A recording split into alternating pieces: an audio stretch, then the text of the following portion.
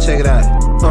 Look, we from the bottom, ain't no problems, we gon' make a way. Got no coach on the field, but we making plays. Hey, look, don't worry, we gon' be okay. Hey, look, why? Cause we gon' make them pay.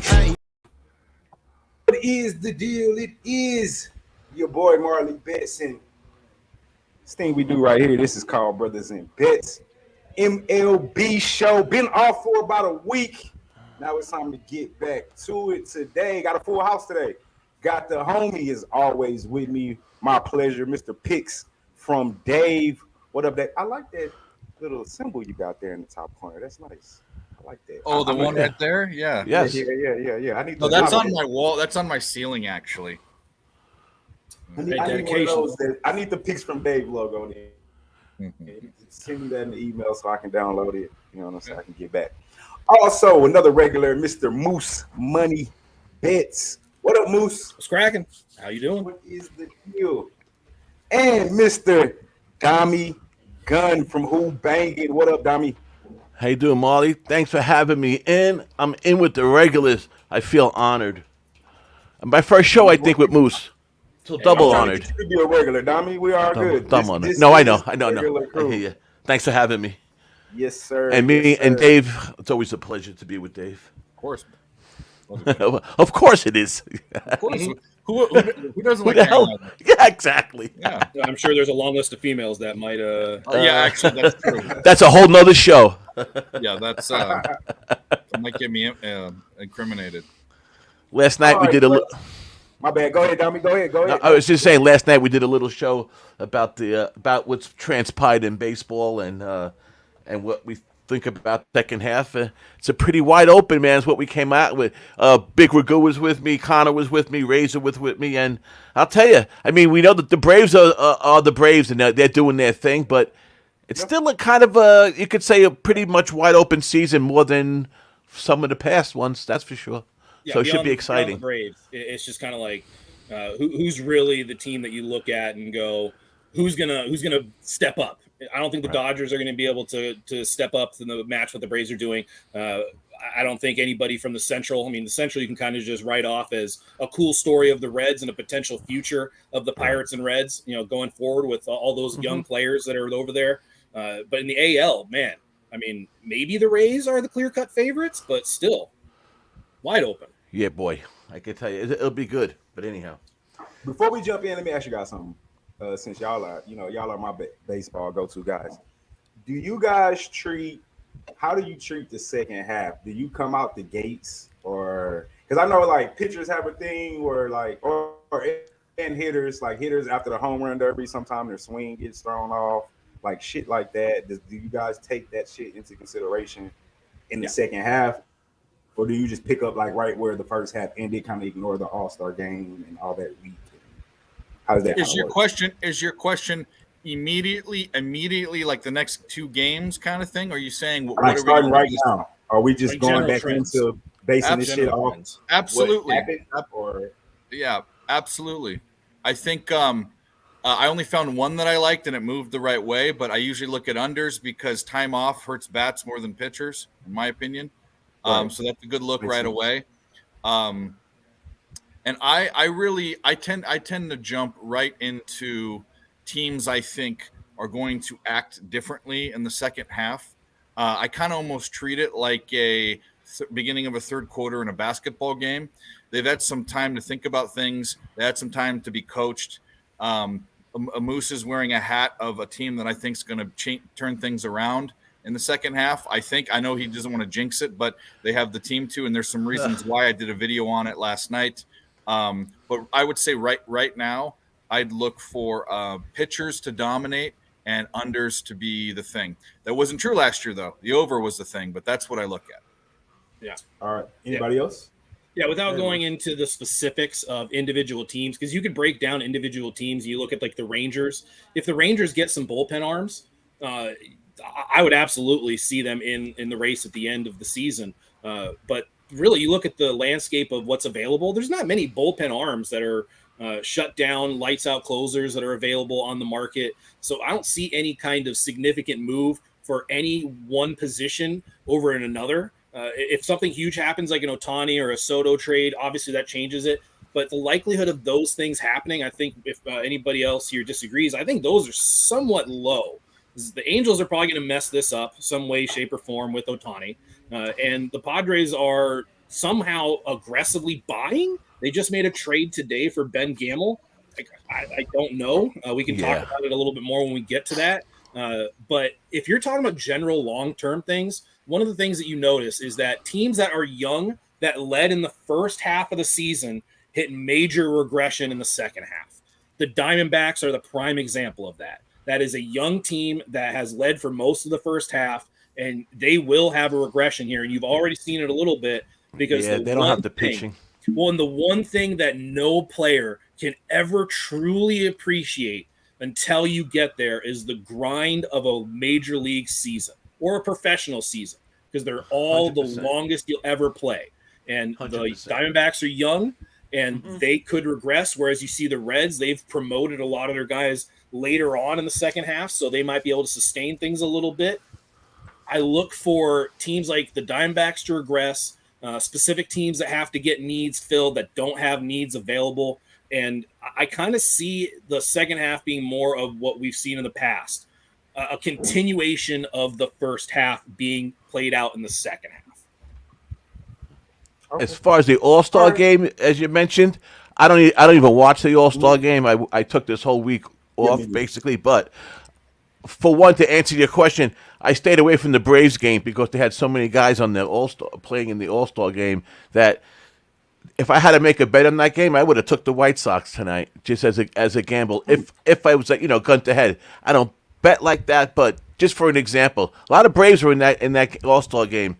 I noticed that Ohtani didn't pitch. He only had one at bat. I'm wondering if that blister thing, if that's really a thing that was going on. Is he really hurt? They seem like they didn't pitch him. For Ohtani not to pitch in the All-Star game, I guess one of the biggest name or the biggest name in baseball right now, especially with all rumors and trades and free agency, that he didn't pitch, which obviously Major League Baseball wanted to see him pitch at least a couple batters. That shows me that there might be an issue there. But I take the All-Star game a little bit into consideration. As far as second half teams, I think the Mets and the Padres are mirror images, just two underachievers that got all the talent in the world and don't. And the Padres have a leg up on us all the time, which makes it even worse. But I see both those teams as. And I could see both those teams making a run. I see the Mets making a run and just, shooting their load early, and they're going to be done. They're going to exercise, and same with the Padres. They could just exercise all this, to get to where they got to get, and it's going to be, a little bit too late. So as far as the Mets are concerned, next 2 or 3 series is the season. They don't have any wiggle room. Padres have a little bit more wiggle room. Let me say one more thing because I thought because they both put in their 2 cents for the rest of. I'm about to do a video, and I have some other content that's available somewhere else that I'm doing that I'm putting this on. But I did a video last night, and I'll just give this out to everyone. The thing that I look for, there's 4 teams I'm looking at. I'm looking at a bunch of different things, but teams that had significant positive run differentials, which means they scored more than the other, that were mediocre to under 500, are teams that you should be looking at. Yeah. And I'll give them out for free right here for everyone that's watching. In order from top to bottom are the Padres, the Mariners, the Twins, and the Cubs. Those are teams that are all in it, that they win big and score. And when you have a positive run differential and you're at 500, that means you win big and you lose small. And if a couple of those games they didn't lose small, it'd be different. It'd go the other way. So, and they're also teams, those 4 teams, that don't have any big problems anywhere. There are things that they might not be great at, but none of their offensive stats or pitching stats are way below average. They're all average to above. Padres catching has been horrific. You're getting way too in. I'm talking about. We talked about that last night. Exactly what you were saying, Dave. Yeah, I get you. We did that last night. We took all those. Excuse me.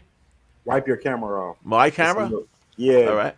Razor said you're a little focused. I think it's just you probably need to wipe the camera lens off. Underperforming teams that have positive run differential. That's good. Yep. Well, and to your point, Dave, teams that are also getting pieces back.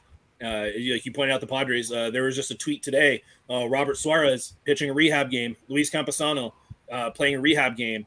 Preston Tucker playing a rehab game. All those are pieces that we anticipated being on the team and being significant pieces. I mean, Padres bullpen, you said there hasn't been a major problem. Yes, the Padres bullpen has been one of the worst in baseball as of late, and they desperately need help. Statistically, over the first half of the season, I did it over the first half because we're going over half. But lately.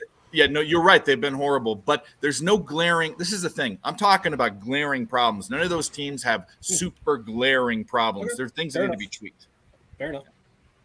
All right, let's jump into this shit. Sorry. Yeah, look what you started, Marley. That was your fault. You guys are good. That's good. That's good talk. That's good. Nothing wrong there. Let's jump into it. Let's start with two of those teams that just got mentioned. Talking about the Dodgers and the Mets. So go over the lines real quick, and we'll let the guys take it away. Dodgers run line -1.5 is at +145. The money line is at -111. The Mets run line +1.5 is at -165, and the money line is at 103. We're looking at a total of 8.5 on the mound. We got Urea, 6-5 with a 4.76 ERA, and Verlander 3-4 with a 3.60 ERA. A couple actual factuals real quick before I give it away for the guys, and we'll start with the Dodgers. 5-1 straight up in their last 6, but 1-4 straight up in the last 5 against the Mets. 14-3 straight up in the last 17 games when playing on the road in New York.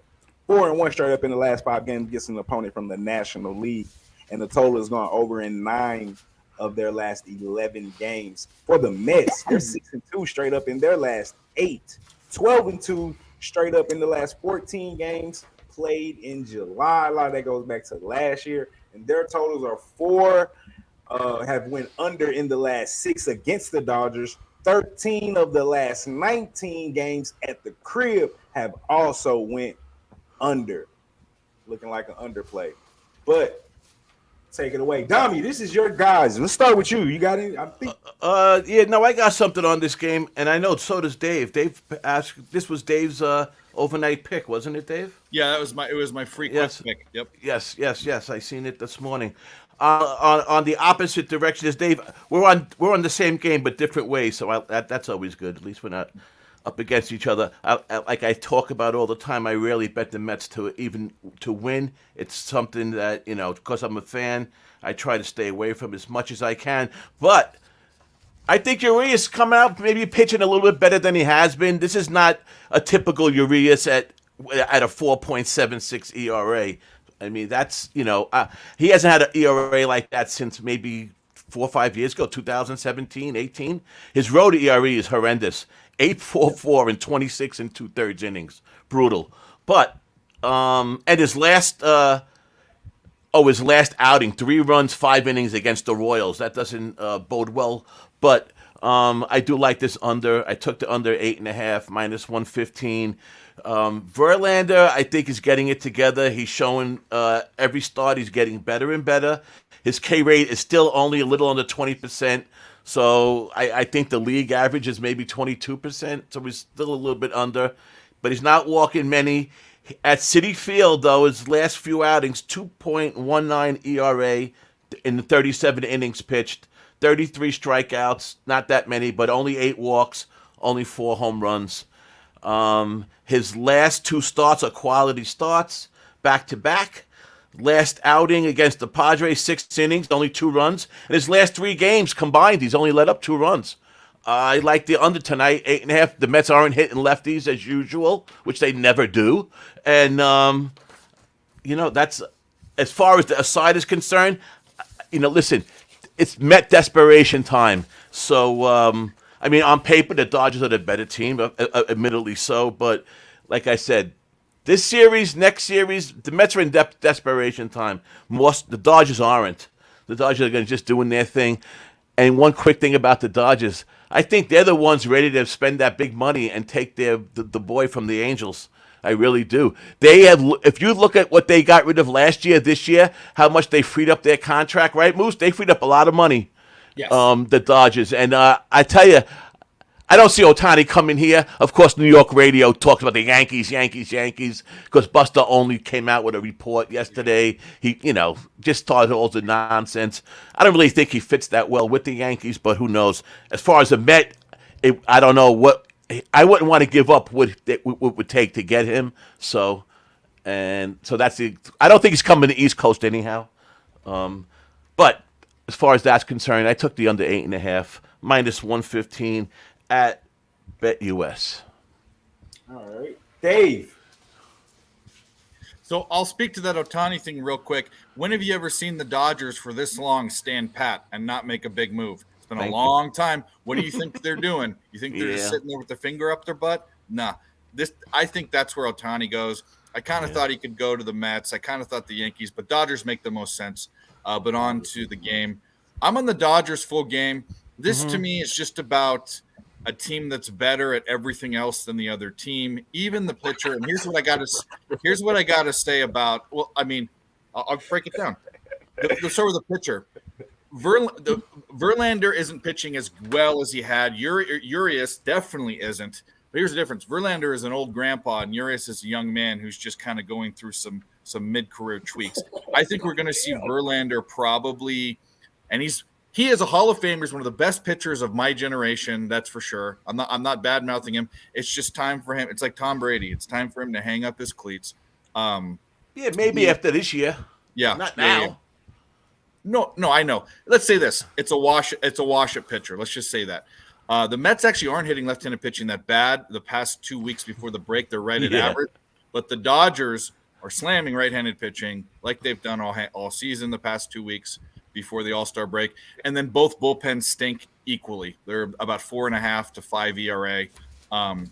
So maybe I shouldn't have said better at everything. They're equal or better. I just think it's a good line. Usually when you see a good line for the Dodgers, you say, well, that's fishy.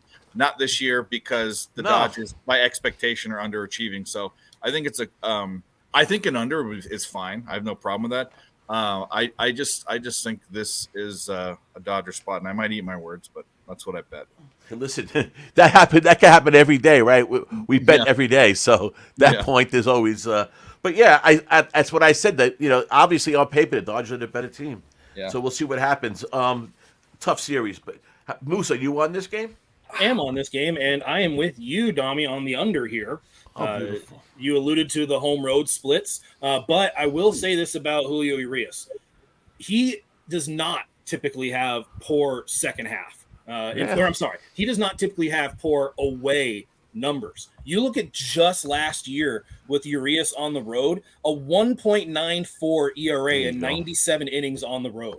So if you're looking at him struggling this year early on, there's regression to the mean in all sports. If you see something significant like a sub-2 ERA on the road in 100 innings, that is a significant sample size. And we remember Urias pitching in significant moments on the road in the past, in the playoffs, where, I mean, hell, for the World Series where he's out closing the game on a neutral site.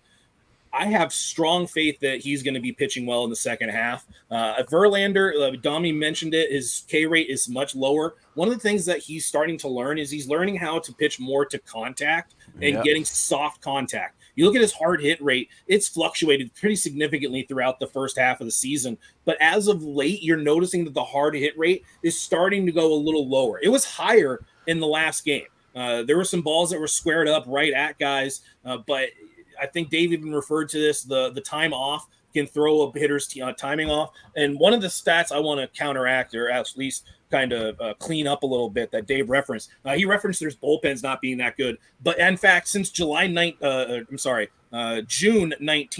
the Mets have a 3.79 ERA, but a 2.12 batting average against, and the Dodgers have the third best ERA in baseball at a 2.35 with a 2.17 batting average against. So I would go, no, they're actually really good bullpens, and they were expected to be really good bullpens going into the season. I think we're going to see more pitching tonight, generally in most games.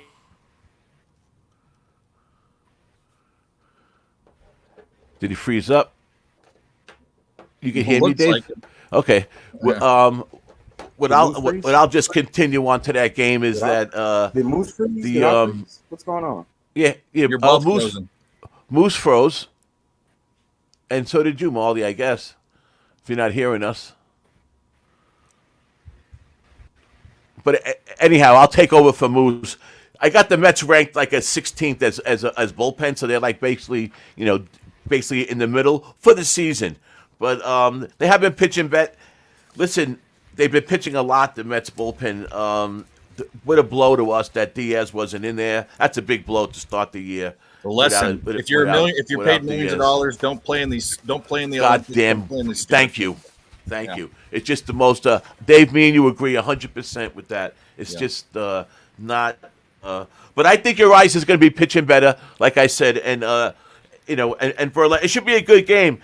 I'm just looking at this as one of those 5-3 type games, 4-3, 4-2, some type of game. That's all. Molly's having some issues with his. And I got to go back and see that I was wrong. I put the date wrong. Both the Dodgers and the Mets have had really good bullpens. That's good for the under, but it's a stalemate, I guess. So. Yeah, we'll see. Like you said, the first game's back too. Could be a little slow. We'll see. Hey, Marley, are you there, buddy? Yeah, my shit's tripping. Weather-wise, it looks we've been looking like it was going to rain and storm all day long. They were talking about a real bad storm, bad enough that I took my pop-up that we have over the hot tub. I took it down because I was worried about the wind tonight. But as if you look at the weather, they got the wind blowing in pretty deep at Citi Field. By the way, I just looked, which might help us with that under. I'm not the biggest weather guy, but it's saying like 18 miles an hour or something like that. So. Over 15, I always think is significant. While you're with us, you can always knock yourself out and come back in. That's all. I mean, I don't know if everybody else could hear us, if people can hear us as far as the show is. I mean, me and Dave will just. KB, can you hear us? Man, I don't know. I see KB in the. I noticed that Marley. Sometimes your stuff is behind anyhow. Yeah. I don't know what the fuck. You're coming in and out on your mic. Yeah, you guys are. Yeah. I think I'm here. There we go. We hear you, but your picture ain't going.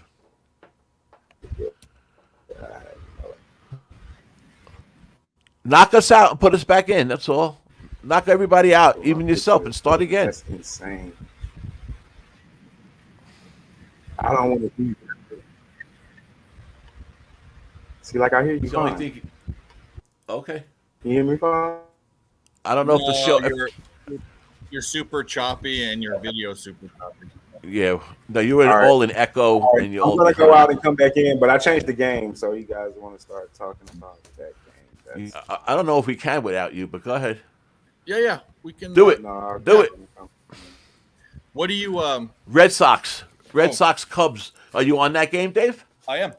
Yeah, me too. I mean, as simply as I like the Red Sox. I like the pitcher. I think is a lot better pitcher. I think I don't have the confidence in the Cubs that you might. I think the Cubs are going to start to show what they might be by the end of the year. I don't think they have the starting pitching to go anywhere this year. I mean, I like Bello a lot. He's like what is he giving up 2 runs or fewer in his last like 5 starts? His last 5 starts, he's gone at least 2 6 2/3 innings. He's just and Hendricks, this last outing was 5 2/3, 10 hits, 4 earned runs, 2 homers against the shitty Yankees, which ended up winning that game. But as far as the pitching matchup, I think Bello is, if that's the way to pronounce it, is the better pitcher. I think the Red Sox, as bad as they played, they're still in the middle and in the thick of things. We talked about them last night as being a team that you think would be further back than they are. I took Boston. The line kept on, more and more money kept on going to Boston. I got them at -117 bet online. What about you, Dave?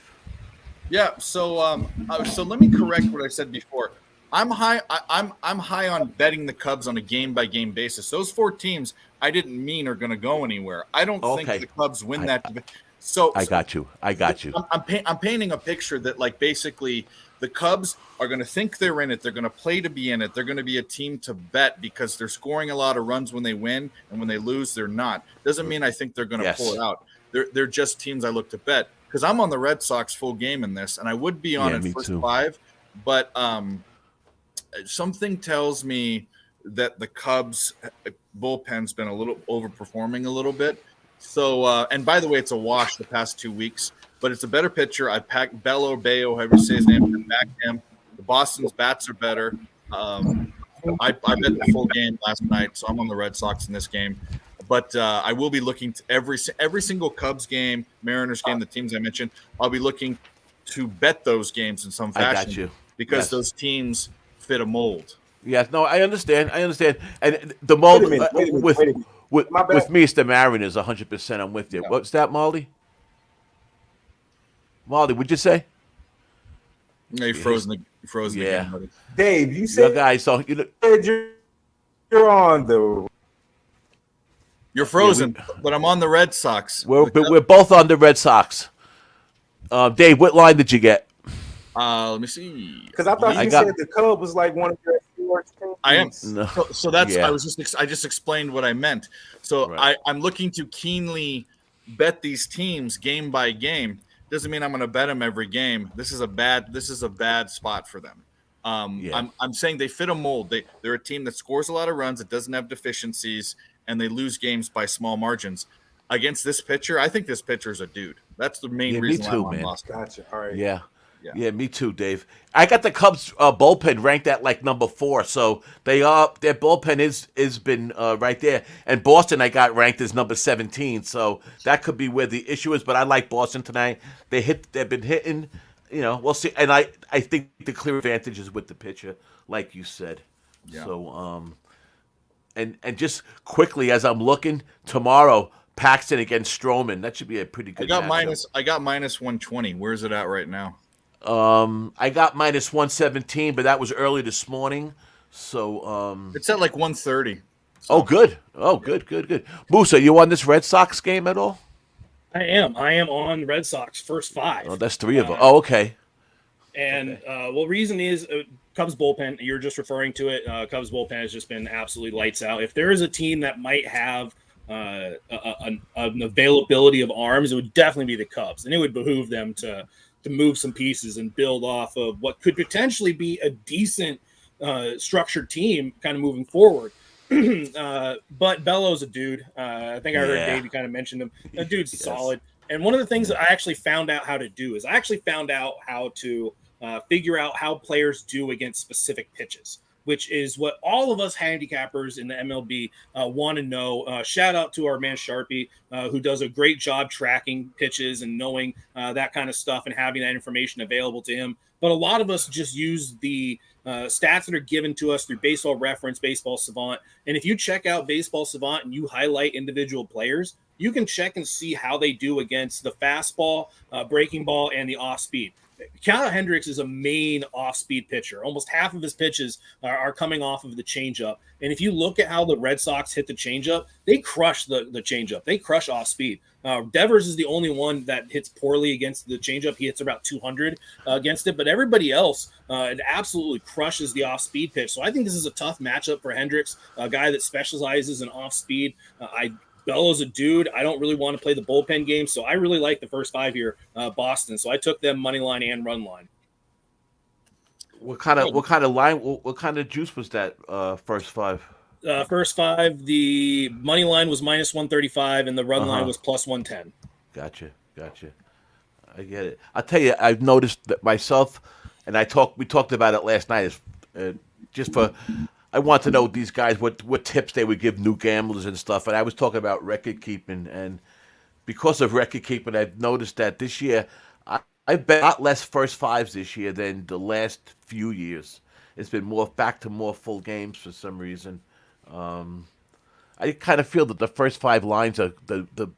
It's not. It used to be the bet that guys like us always bet, the first 5 a couple of years ago, and it started becoming more of a popular bet, I think. Yeah. And I think the bookies have zeroed in on that a little bit. I find sometimes that the prices are a little bit higher than they used to be. But one thing I do love first fives is those damn team totals. Mhm. Teams like in the first half, and what put me up to 20 units that I was, are just a couple teams that had streaks that were just unbelievable. With first five team total over 2.5. The Reds at home, Texas at home, and the Rays at home. But Rays, pretty much all those teams, even on the road. But I was playing those teams at home a lot and doing very, very well with that damn first five over 2.5. It's just a bet that I like. Books don't always have those. They still get them Just wrong as far too. as first fives. They still get them wrong. Like Yeah, I had do. the Pirates. Yeah. The Pirates. Yeah. The Pirates. They're not getting first five money lines wrong anymore, but as much. But the team totals, the Pirates do fantastic this year in the NL West on the road, and they had them at 1.5 runs first five versus the Dodgers, the Diamondbacks. I just slammed that for like 6 games at 1/4 time.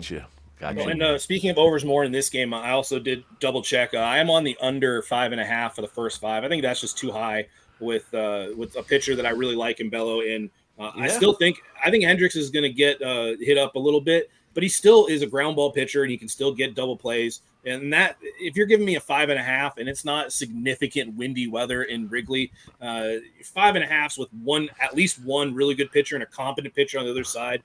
Agreed. It feels like a trap. It probably is a trap, but I still couldn't resist it. But no, I hear you. I took that same bet with another game, just kind of for those same reasons. Like I mentioned before, you pop back on. Bayo's last 5 starts, 6 2/3, all the games. He's had 2 earned runs or less. The guy's been a monster. Now, of course, he's due for he's due for one of those bad ones. But I don't think coming out of the break it'll be that. So it should be good. Yeah, I have one of those rare total and side bet in the same game, which I never like having those. But I just the way it just capped. Everything was Bello. His stuff's getting better. We'll probably see the regression after he hits his max pitch count, and you start seeing the arm speed kind of slow down a little bit. But everything on this was just like, man, how can you ignore a 5.5 that you're already capping one good pitcher? Right. I'll just add something quick to that. And about Boston's bullpen, what I kind of find looking at a few things, their closer in that 8th inning, 9th inning, those pitches coming in late, mid 7th. If Bayo gives them those 7 innings or a full 6, those are their best relievers, and which normally they are the closer. But looking at the numbers, they're really their best pitches in the pen, and they're all rested and stuff. So their pen might not be as bad as we think, especially with Bayo as the pitcher going that full, going those. If he goes those 7 innings, I think we really have a good shot. So good luck to us all with this nice 5-2 7th inning. Let's see, 4-0 after 6, and then we'll give them 2 runs, a nice 5-2 win. There you go. But there you go. Anyhow, we're all on that one. All 3. Marley, you got us? What's next? He has up the Tigers and the Mariners. Who's on that game? Marley, you can hear us, right, bro? I don't know. I think I'm still going in and out. Yeah, I hear you guys. I hear you guys fine. But I don't know if you guys can hear me or what's. Yeah, we hear you. Go ahead. Just your screen is frozen, but we can hear you. But I hear you. So I do have the. But you hear me? I'm done with this show. Yeah. I damn don't even know what game we're on because I changed the game because you had the Tigers game. We're talking about Red Sox and Cubs. No, Tigers and Mariners. Mariners. Yeah, Tigers Mariners. Well, that was the next game. Yeah, that's the next game. But I am on that Red Sox. I was just curious. That's why I was asking Dave earlier about was he still why was he back in the Red Sox when he said earlier the Cubs was one of his teams? Yeah. But I think the Cubs bullpen is just terrible. That's one reason. And I like Bello. That's one reason why I'm back in the Red Sox. But what up, James? I see you. I'm having technical difficulty. So I'm going to let you guys – we're going to move on to the next thing so I can try to speed as much as I can. But I don't know. Am I good? Am I clear? You guys hear me good? Am I still freezing up? No, you're bouncing out. You're like you're behind. Yeah. Still. I think you. Yeah, We'll talk All after the right, show. Moose, I think. know you have Tigers. I think and you have some Mariners. You wanna things give me a wrong. breakdown? Yeah, all right, here we go. I'm on the under first 5. This is Eduardo Rodriguez, who's been pitching pretty well this year, and the lefty numbers for Seattle. Julio Rodriguez, hits all right. Teoscar Hernandez, though, is a player prop I have in this game. Total base is over 1.5 at plus money.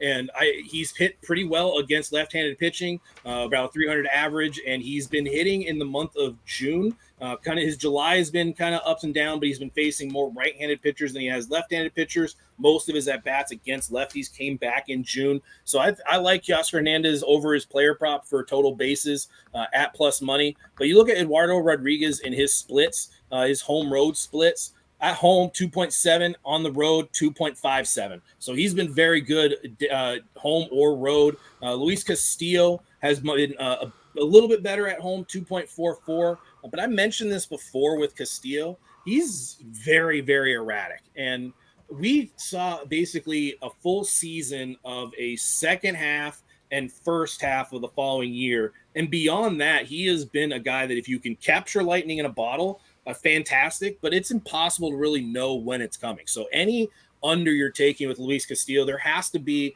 a companion that you at least trust significantly. And I do trust Eduardo Rodriguez pretty significantly here. But the other part of this is also Detroit hitting versus right-handed pitching over the last since June 19th. Detroit, 649 ISO, 369 slugging, and a 237 batting average. If you're going to have that go up against Luis Castillo, I feel pretty good about where I'm at. So I did take the first 5, and I took the first 5 under 4 at minus 120. Oh, I got you. I mean, I like Castillo. He's a good arm, but I agree with you on both pitches. Actually, the numbers I've been looking at, it looks like Castillo's xERA really is going to be a little bit higher. I mean, I got him down as 285 now, 2.85. It looks like it's going to bounce up over 3.25, something like that. What else? What else? What's his walk to K? What's it like? The thing is you look at his expecting batting average on for his fastball. 208 opponent though. 208 opponent batting average, which is decent. And his stuff is still decent. playing very, very well. His four-seam fastballs has a 166 batting average against, 185 expected batting average against, and he's throwing that almost 45% of the time. The slider is getting a really good whiff rate of about 35%. I mean, hell, his fastball is getting a 36% whiff rate. The thing that he has issues with is sequencing. I mean, when he falls behind in counts and pitches too expectedly, or he pitches too much on script, that's where he's really gotten hurt, because he'll miss a little bit in, and if a player's looking for that fastball in a fastball count and gets it middle, like major league hitters are rarely going to miss that. They're going to put barrel on that. And from when I've watched him, and I haven't watched every single one of his starts, so don't kind of hear this and be like, oh, he listens and watches every one of his starts. The times I've seen him struggle, that seems to be what's going on, is that he'll give up barrel later in the count when he's behind in the count and pitching with a pitch that is pretty telegraphed. I like that. I like the under. I like that. I mean, even Rodriguez, the opponent's batting average is 211. So both of them have, both of them have the stuff. You want to hear a weird stat that at the beginning of the year they ran over all these stats that they complied from the last couple of years, starting with the COVID year, and which was like 60 games that year up to the beginning of this year. And the Tigers ended up being, of all teams, ended up being the best interleague team. They had the most interleague wins in that span of time. Against the national, they beat the most teams of National League teams, of the American League teams. Bizarre stat. I was shocked at that. And the worst, conversely, was the Pirates against the American League. But then you notice this year, at the beginning of the year, the Tigers actually beat a lot of National League teams. They went and beat the Astros. There was a couple games that you were like, the Tigers won against, so I just thought that was weird. I just reminded me of it when you mentioned the Tigers. I mean, hell, they just threw a no-hitter. they just threw a no-hitter against the Blue Jays. Yeah, they were just a strange team, the Tigers. You always feel like they have some good young players coming up, especially the last couple of years, and they just never put the money into that team, and it's just the same old Tigers. I mean, it was the same last. I mean, I was a kid the last time the Tigers were relevant. Well, if I'm not sure if you remember, if you guys all remember this, but when they had that team of like Maguila Ordonez, who else was on that? Granderson. Granderson Granderson. and Galarraga and Verlander. Their developmental staff was taken. They went all over the place. And that developmental team has never been able to reestablish what they did, because look at the talent that they've had come through there. I mean, you would expect Torkelson to have figured it out by now. But Baez went over there and just fucking vanished. I mean, he has disappeared. I have played his unders in basically every category for the last 2 years, and that has been my first bet I go to on my futures. So there needs to be some significant overhaul. And the Tigers, the Padres, some of these programs that just do not develop talent, because at the end of the day, that's kind of what they still need to be, a program. Look what the Rays can do what they do with, basically a quarter of the budget, and they just feed out these pitchers. They just feed out talent. Wander Franco, expected to be an elite talent, comes up and is an elite talent.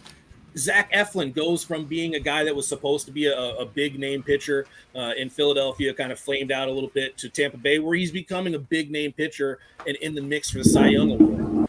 All those things are testament to a team that can develop. And if you are not developing at the big league level, at some point that's going to bite you. And I think right now the Tigers are seeing that inconsistency, because the talent is there. They have talent. It's just that is not getting applied on the field. That's for sure. But there you go. So that's good. That's good. What's anybody else on that game? Dave, you on that? I'm not. No, I like the Mariners. Like I said, they're a team that I actually would want to bet every game and think I think they have a chance. I like the Mariners a lot. Yep. Here's the problem though. I think this line should be tighter. I think Eduardo Rodriguez is pitched good. So something's telling me this should not be almost a minus 200. This means the Mariners are going to win. So then you think, why don't you take the run line? Well, the Mariners are on a team I like to back on the run line. They're just not a team that blows teams out. They play close games. So, like the Mariners to win, not going to bet it. And that park, the pitcher's park, I like the under. The under is a good bet, but I'm not betting it. I have so more bets than I like out there today that I'm. Yeah, me too. I have 5. I didn't expect to have 5, but I did. And the next one you got up is that Padres-Philly. Marley, are you on the Padres-Phillies? That game's gone off already. Yeah. It started 6 o'clock. Okay. Well, I'm on the Phillies. Make it quick. If I don't know who else is, I'm on the Phillies. It was minus 101 when I took it. I think the Phillies' pen is really good. 2.52 ERA. Even their Sierra, 2.76. They're playing well. Darvish, guys, does 25% K rate, but his road, we know what he's been doing on the road. His ERA is over 6, 35 innings, 38 innings, 35 strikeouts. That's really not Darvish. Even 25% K rate, that's just average really for Darvish. I like Sanchez. The kid was a long reliever, came out. He has like over a 50% ground ball rate, 22% K rate.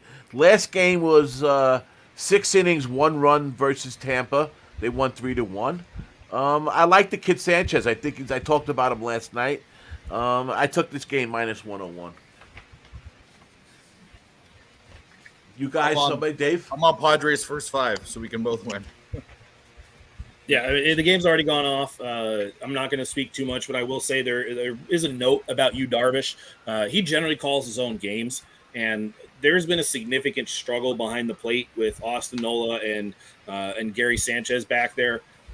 If you are not set up appropriately based off of what Darvish is calling, because you might be able to call like, hey, I want fastball outside, but there's a difference between outside and there's a difference between setting up off the plate. And those are certain nuances that a catcher that's more familiar with Darvish is going to be able to understand. And that can take time. That can take a lot of time. Yeah. If you're going back and forth between Nola Sanchez, you're not getting that rapport with them. And at some point, he's going to have to establish like kind of what it is he's trying to do.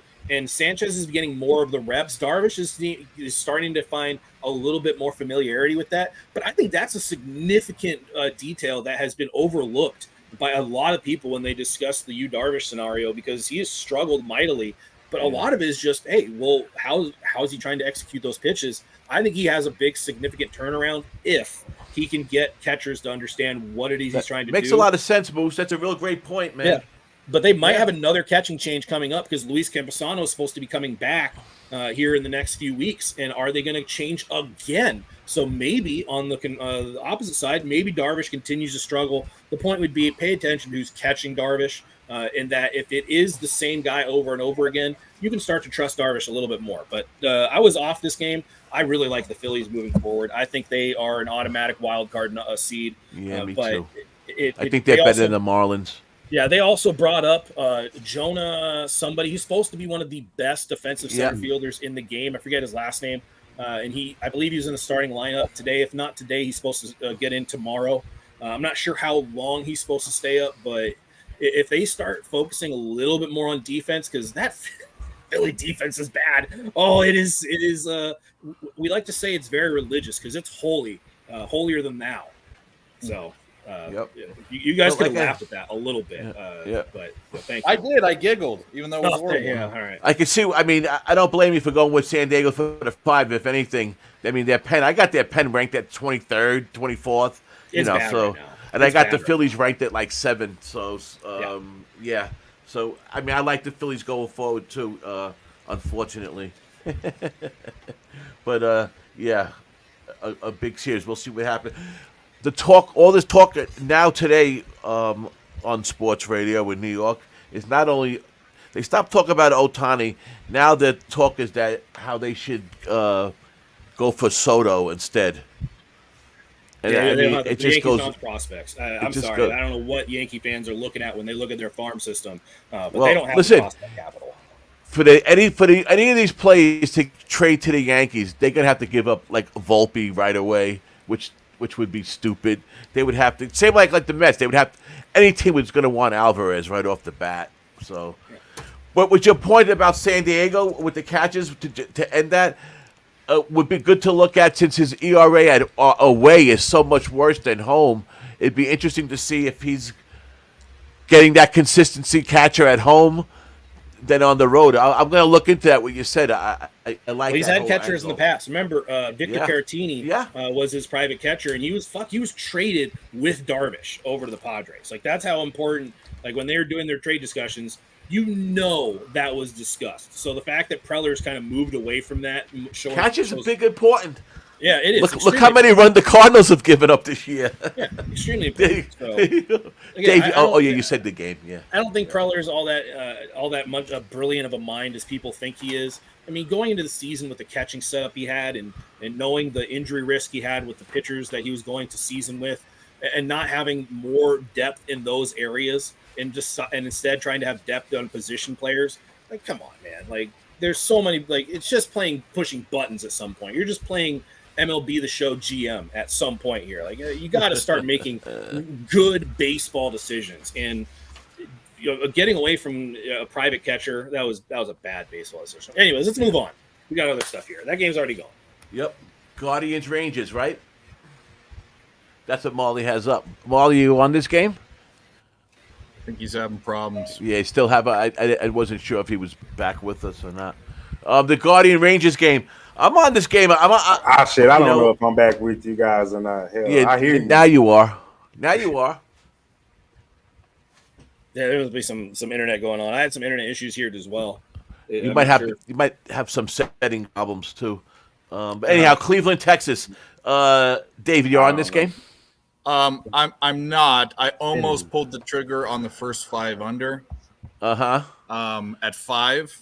Right. Juice to the under. I didn't. 5, huh?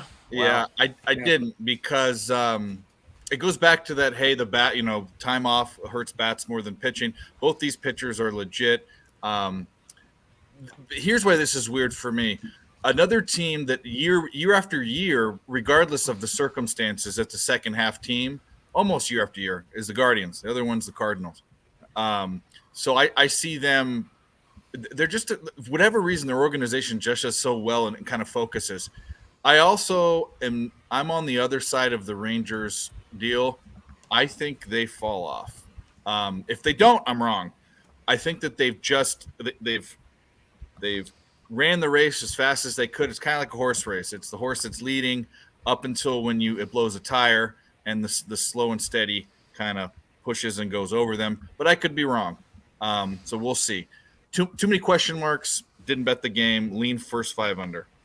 I think and I hope that Gray is going to have better outings than he has. He's a better pitcher than he's pitched the last couple times. A lot of times I go with pitchers that had a couple bad outings, or vice versa, go against them when they had a couple good outings.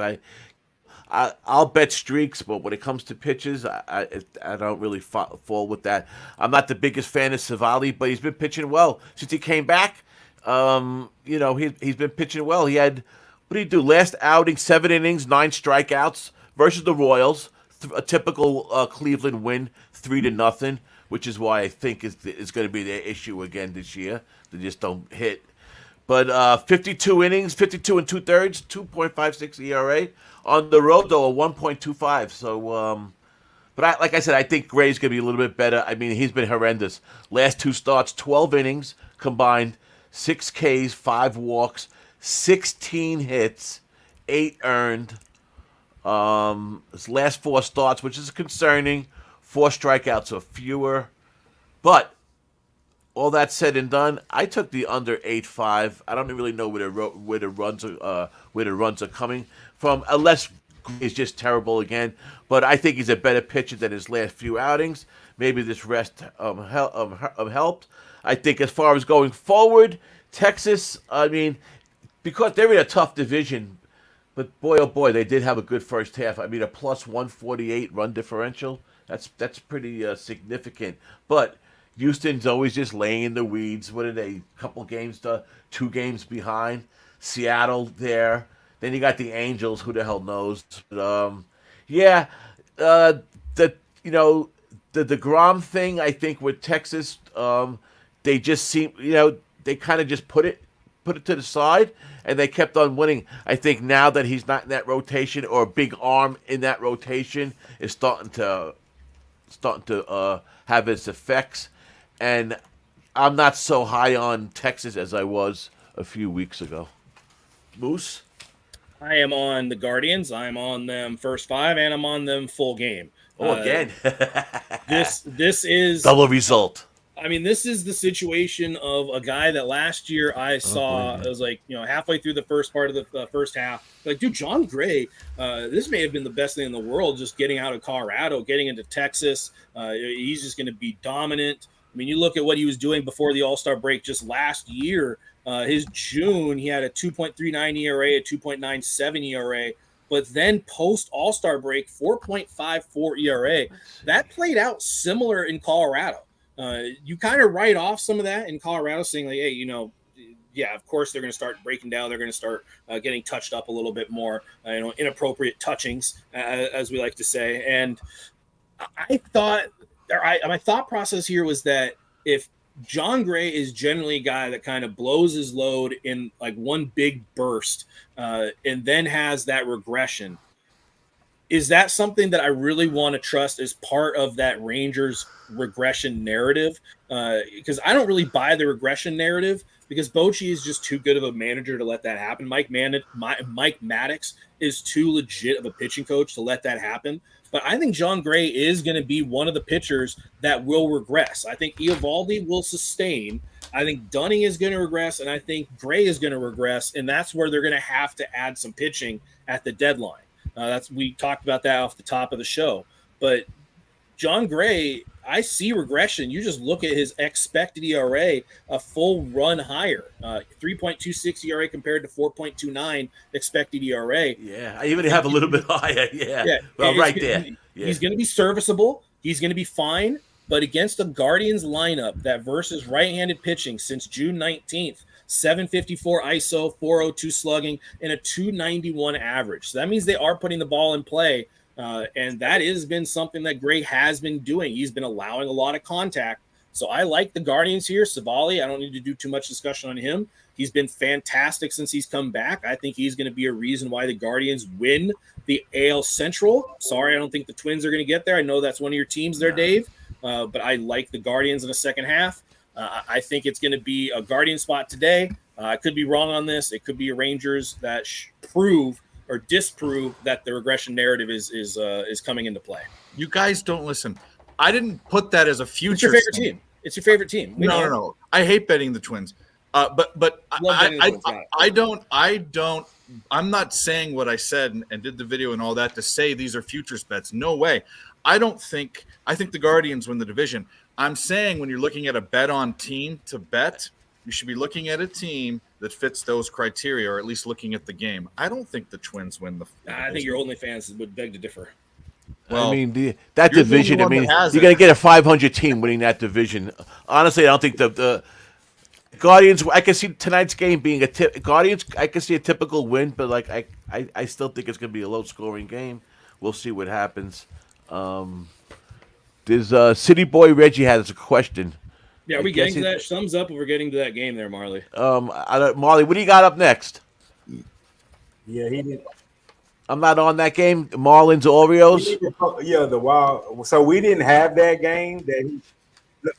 The Orioles. But if you guys, what game you have left? Out of here. That's cool. Go ahead. Okay. What other game you have up? Marley, what other game you have up? That's it.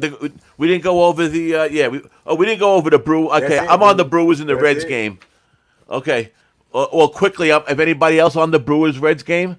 No. I took the under the first 5 under 5. Yeah, I took under 5.5 first 5. Kind of for the same reason you were saying before with the first 5 under 5 that you took. Ashcraft, I think he's going to be pitching. He pitched all right coming out. I mean, his last game wasn't good, but it was against the Nats. He had a bunch of hits, but the team still backed him up. He showed improvement since his return. 12 2/3 innings, only let up 2 runs. I know it's a short sample size. The Brewers did beat up Ashcraft, but that was June 3rd. They torched him actually. 4 innings, 10 earned runs. That was just a blow up, but that was before his injury. Burns seems to own the Reds this year alone. He pitched them twice, 12 innings, 13 Ks. The Reds have batted 125 against them in those 2 games combined. The ERA was like 3.7 or something for the 2 games. So Burns seems to have owned the Reds. I don't believe in the Reds. I don't think they're going to do what they did in the first half. I thought the first 5 under 5.5 was kind of high. And there's the reason, obviously, I thought that, and that's why I took them. And I don't know if anybody else is on that game. Brewers, I have their pen as number 11. Reds, I have their pen as number 13. So that's pretty even. That's about it. I think Ashcraft might be having a little bit of a decent game. I know it's a hitter's park, but that's what I took. And it seems like these 2 damn teams have been playing each other for the last 2 weeks. They've been playing each other back and forth a lot lately. So anyway, who else? I should point out that Corbin Burns, his last start was against the Reds, and it was a 6 inning, 3 hits, 2 runs, 4 walks in that game. Something kind of surprising. You don't really see Corbin Burns doing too many walks, but he has been walking guys at times this year. It's going to be very nice to see him get traded to the Dodgers, get to a team that can at least revitalize him, go into the Dodgers or the Rangers. That would be a big fit. That'd be a perfect fit. If Corbin Burns went to the Rangers and you put him around Mike Maddox and Bruce Bochy, that would fix him immediately. At least in my opinion, I think that would fix him immediately. He's pitched a lot. Yeah, but it's more about the recency, because it would be essentially a 5th day or 6th day with rest type of start for Corbin versus the same team. Traditionally, pitchers on extended rest have been way better, but it's the All-Star break that kind of applies to everybody at this this weekend. So I kind of was wary of going against the Reds with Corbin Burns, having them just seen him. I think Votto is going to be so important as an X factor for that Reds team to keep them hungry and keep them focused, because he's going to be that perfect veteran, the guy that does all the social media stuff, that has all that lingo and that swagger. So I kind of expect the Reds to be a good, sustainable team moving forward. But I do not like this spot one way or the other. I am not a big Ashcraft guy, or as our buddy Dabby Cab likes to say, Ashcraft. 6.28 ERA, 5.53 expected ERA, but a 288 expected batting average against, and a 446 expected slug. So when he gets hit, like it's not great. Hard hit rate is up there, 42%. He's getting hit, which is one of the worst in the league. So those are all things that would lead me to overs. But Corbin Burns, I don't really like Corbin Burns and overs, so I'm off of this game. But I figured it'd be worth noting those couple. I mean, I think a lot of those numbers are Ashcraft before he got hurt. So I don't really. We'll see. Yeah, it's just also when he came back. I mean, that's kind of been the issue. Is he still only let up 2 runs, right? In the last couple games, right? He came back for the 24th, and that's when he went 4 innings, gave up 10 hits, 6 runs, came back against the Padres. Right. But again, he did well his first start against the Padres as well, and then against the Nationals, gave up 7 hits, 3 walks. None of those, those 2 games sandwiched with a good game in between there against the Padres team that they weren't hitting. I mean, and they didn't hit him the first time, and nothing changed. So I think more of Ashcraft is more of the ass more than the ash. Man, Burns pitched 107 innings already this year. That's a lot. I'm a little surprised. Teams 209 batting average against them. I think these teams just know each other so well. Gary Sanchez jacked one, by the way. Yep. So we'll see what happens. Okay. I guess that's all the games that we're on, right? Are any of you guys on this Marlins Orioles game? I've been going back and forth with that game all day. If I had to bet the game, I would bet the Marlins tonight. I think the number is nice. I think Sandy's going to have a better second half than he had in his first half. I still believe with a lot of these veteran pitches, I talked about it for a while, and it's held true in a bunch of instances that these veteran pitchers had a hard time at the beginning of the year with these new rules, with the new pitch count. I said it was going to take 10 starts. And if you looked with a bunch of pitchers, it did. In their last few starts, they've been getting better and better. So I think that's something to keep your eye on with these veteran pitchers. And I think the Marlins are I like the Marlins. I don't know if they have the overall pitching to sustain what they've been doing. And the Orioles, I don't think they have the pitching either to sustain what they were doing. Like the Orioles now have the target on their back a little bit. Like the Reds maybe are kind of like last year's Orioles in a way, right? The team that made that big step forward that you expect. Now people expect the Orioles to be in that wild card, and they're right in position for it. And I've done really well with them this year, but I don't know. So it's a big question mark for me, the Baltimore Orioles going forward. If you ask me to make a bet on this game, I would take the plus money and the Marlins. I don't know where the money splits went today with that game, but that's where I'm at with that. Anybody else? Yeah, I do like Sandy. I agree, Dom. I think Sandy might be turning around, but I'm not willing to bank on that at all. Yeah. No, me either. I got to see it. Yeah, you just look at his last start. I mean, I was watching that game against the Phillies. He was giving up some hard contact. Yes, I watched it. There were some balls that were going right at people. He still gave up, 8 hits and 6 2/3. So he was in the 7th inning, got into a little bit of trouble. His bullpen bailed him out. But start before that against the Braves, okay, yeah, tough to gauge that one. Red Sox had well, but then before that, Blue Jays bad, Nationals bad. So it's like I'm not trusting Sandy at all right now. And there are certain teams that the All-Star break might be the best thing for them. The Orioles going into the break they were non-existent. I mean, you may as well have sent up Casper to the plate because he was going to have a better chance of getting the ball and put in play. 107 ISO, 240 average, 673 OPS. So, there was just a lot of soft contact. And Sandy, who's been having issues with some hard hit rates, maybe this is a chance for him to, get away from that. Yeah. But conversely, maybe this is a chance for the Orioles to get their hard hit back. That's a situation I'm going to avoid. I think baseball is better with Sandy Alcantara being a good elite pitcher and playing for a competitive team, because you just imagine him in any playoff scenario with some of those big play. I mean, Strider versus Alcantara game 7 NLCS, that'd be fantastic. Yeah. But his changeup has been an issue. I think he's tipped his pitches, or his arm speed isn't consistent. I haven't. So I think he's working on different things. I agree with you, man. I agree with that. I can't confirm or deny it. I mean, I've said it for a while, but if he starts locking in that changeup, or if he's able to get away from whatever hitters are recognizing, because the jump on his change has been significant and it hasn't really fluctuated all that much, I'm going to stay off of this. I think there's going to be better opportunities. I do think maybe the Miami team total over might be in play. Kramer is kind of due for some regression, but I think the Orioles are going to be there. I think. I don't like Hyde as a manager. That's the thing that I do not like about the Orioles moving forward.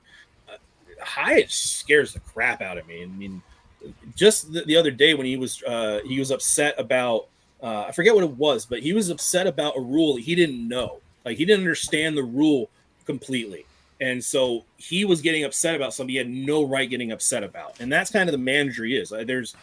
There's some stupid managers out there in baseball, unfortunately, and I think he's one of them. On the other side, I love what oh my God, Schumacher. I love what Schumacher's done. I loved him when he was with the Padres. I think he's going to be a good coach. He's a good fiery guy, but I think he's better as an assistant than he is as a head guy. But we'll see how that plays out down the stretch. Yep. It's like City Boy said, it's going to be a good series. Yeah. This whole series, and they're going to be two good teams to keep our eye on. As far as like limping into the playoffs, has anybody been worse than the Angels though? Were they 1-9 their last 10?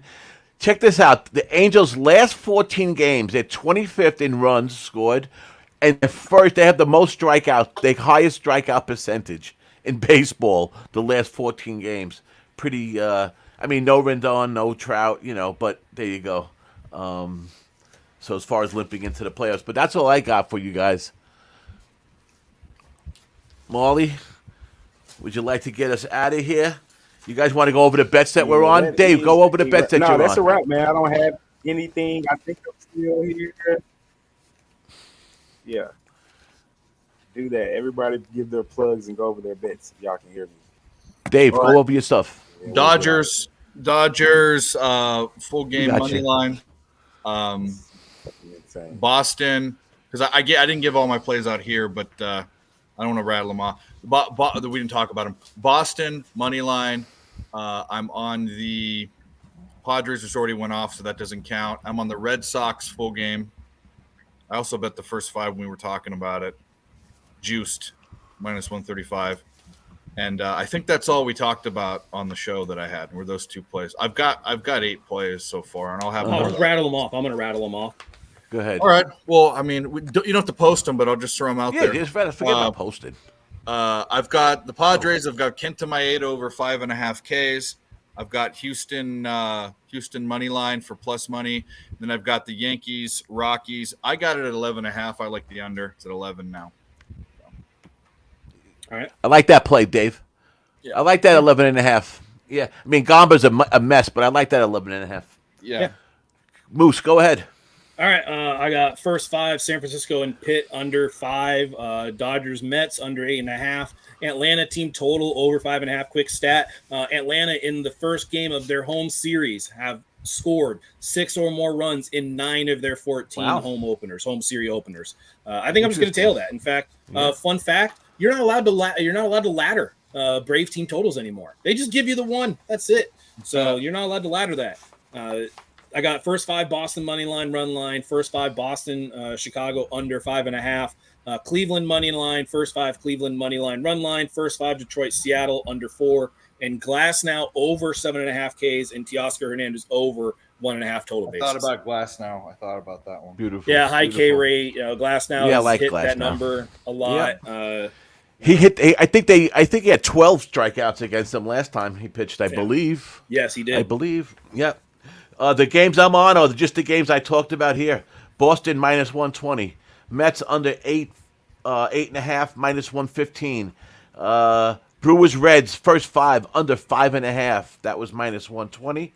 I got the Phillies at -101 with a weird number, and I got under 8.5 -117. Another weird number with Cleveland and Texas. Tomorrow morning I'll be on my Light It Up show, 10 a.m. on Who Bangin'. We're starting our 6th week. I've been on a good run with that show, so hopefully we could continue it, and that's it, man. I appreciate you, Marley, having me on. I know you had a little technical difficulties, but hey, I wish I had $5 every time I had technical difficulties on this damn. That's including last night when we started the show. So anyhow, love being on with you guys, man. It was a lot of fun. What was that, Dave? What was that, Dave? Got the 2-run. Ah, what's up? Okay, Molly, love you, brother.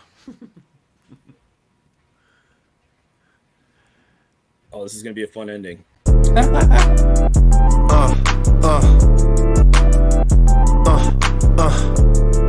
Check it out. Look, we from the bottom, ain't no problems, we gon' make a way. Got no coach on the field, but we making plays. Hey, look, don't worry, we gon' be okay. Hey, look, why? 'Cause